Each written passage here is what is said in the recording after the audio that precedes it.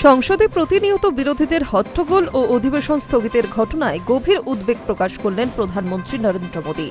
শুক্রবার সকালে তার সরকারি বাসভবনে এনডিএর বিভিন্ন শরিক দলের লোকসভা সাংসদদের সঙ্গে আয়োজিত এক বিশেষ প্রাতরাশ বৈঠকে তিনি সাংসদদের উদ্দেশ্যে সংসদীয় বিতর্কে সক্রিয়ভাবে অংশ নেওয়ার কড়া বার্তা দেন।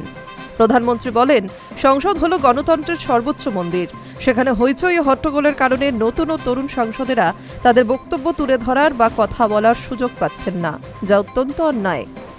বৈঠকে উপস্থিত এনডিএ সাংসদদের প্রতি প্রধানমন্ত্রী আহ্বান জানান যে সংসদীয় গ্রন্থাগারে থাকা ঐতিহাসিক নথিপত্র ও তথ্য ব্যবহার করে যেন তারা বিতর্কের প্রস্তুতি নেন।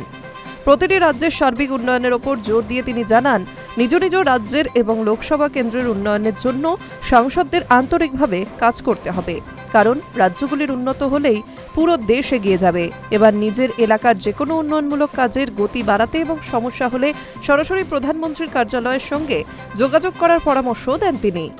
প্রাতরাশ বৈঠকে এনসিপিআই অর্থাৎ তৃণমূল ছেড়ে যারা নতুন দলে অংশ নিয়েছেন সেই সব সাংসদরা একনাথ শিন্ডের নেতৃত্বাধীন শিবসেনা, আরপিআই, রাষ্ট্রীয় লোক মোর্চা, এআইএডিএমকে এবং ইউপিপিএল এর 40 জনেরও বেশি সাংসদ অংশ নেন। এনডিএতে যোগ দেওয়া এই সমস্ত নতুন সাংসদদের আশ্বস্ত করে প্রধানমন্ত্রী মোদী বলেন, এনডিএ হলো একটি ঐক্যবদ্ধ পরিবার। আমরা প্রতিটি শরিক দলের পাশে রয়েছি, কোনো একক দলের কথা নয়। এনডিএর প্রতিটি সাংসদের সঙ্গেই আমি ব্যক্তিগতভাবে দাঁড়িয়ে আছি। আপনাদের কোনো বিষয়ে চিন্তিত হওয়ার কিছুই নেই। প্রত্যেককেই উপযুক্ত সম্মান ও কাজের সুযোগ দেওয়া হবে।